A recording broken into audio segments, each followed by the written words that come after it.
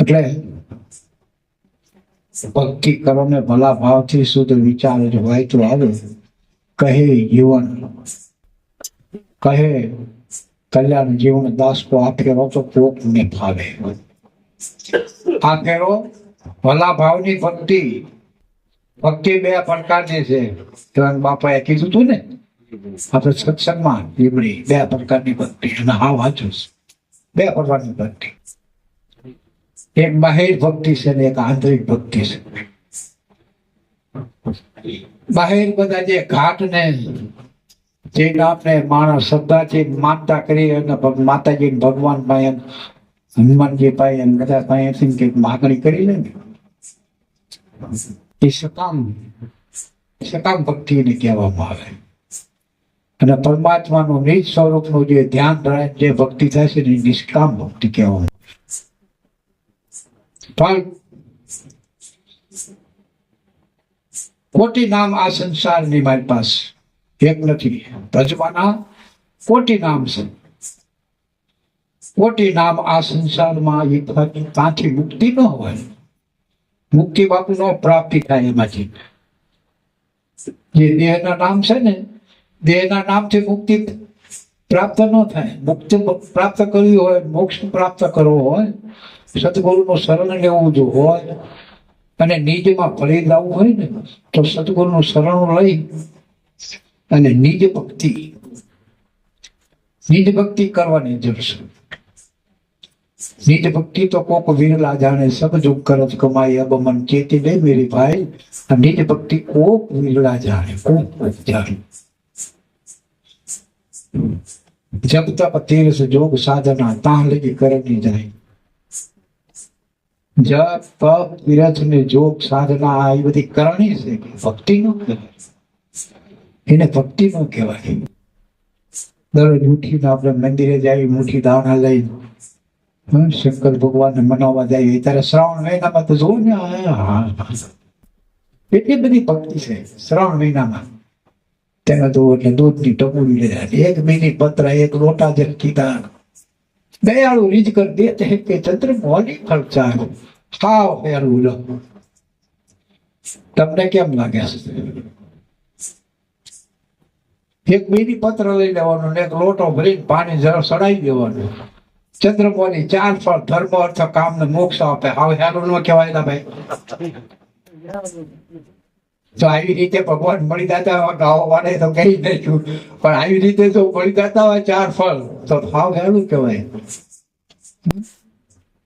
હાવ હેરું. એટલે પરમાત્માના ભજન નિજ ભક્તિ કોક વિરલા જાણે છે. કોક વિરલા જાણે છે.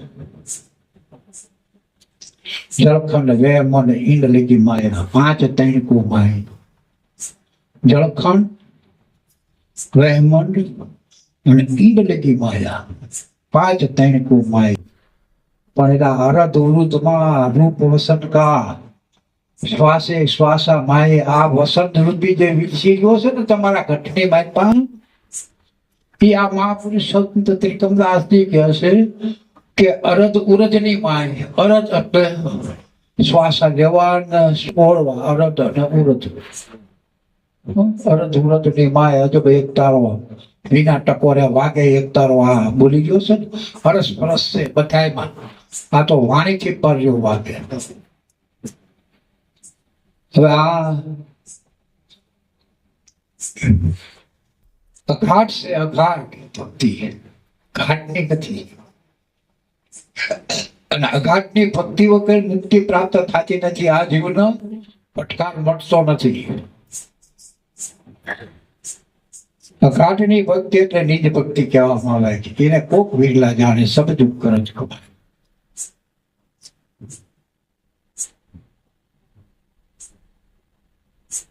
ને મહાપુરુષો તો ત્યાં સુધી કીધું,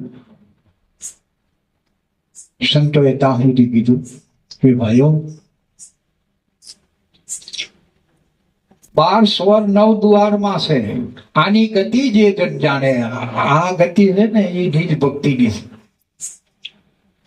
12 સ્વર 9 દ્વારમાં આની ગતિ જે જાણે 21 સ્વર એ કરુણા નિધિ છે. કરુણા નિધિ પરમાત્મા કરુણાના કરનારો. 21 સ્વર એ કરુણા નિધિ આને જાણનારને જાણે. આ વાણી છે હરિગુરુ સતની. ઈ જ અમર લોક દેખાડે એવા પુરુષ અવની ઉપર પાકે ખૂબ અખાડે. બાપુ બધે ઠેકાણે ઠેકાણે નથી હોતા. મળ્યું હોય છે ને ભાઈ, પ્રાપ્ત થયું હોય છે ને, તો વિશ્વાસ વગરના ને આ લીજત મળતી નથી. વિશ્વાસ સંતોના શબ્દો ઉપરના ગુરુ ઉપર વચનના ઉપર વિશ્વાસ તો હોવો જોઈએ. અને જેને જેને વિશ્વાસ આવ્યો છે ને એ જ પાર પાડી ગયા છે. તો વિશ્વાસી ના કરે વધામણા પુન કરે આવે અમર હતી. અલખને આરાધો આત્માને સાધો જીવન કે નર જોગી. જોગી મારો જન્મ સુધારસ એને આદેશ આદેશ આદેશ. એના સિવાય પાર પમાય એવું નથી. સદગુરુ મહારાજના શબ્દ લીધીએ ધરો કામ થાવ વાંચની જેવા સોની વાતો તેને સાંભળે તો ન રહીને એવા એવા તો એ બની મોટી પીડ્યું છે મેદાનમાં પણ મૂર્ખ નહીં મળે. કોઈ સત્ય હોય ઝવેરી જો મળી જાય ને તો સતગુરુ શાન કરે. હીરો કમાયેલા હાથથી આવો અવસર પાછો નહીં મળે. આ અવસર ફરી ફરીને નથી મળવાનો. તો આ જીવન છે સાચા મોતી જેવું. આ દેહ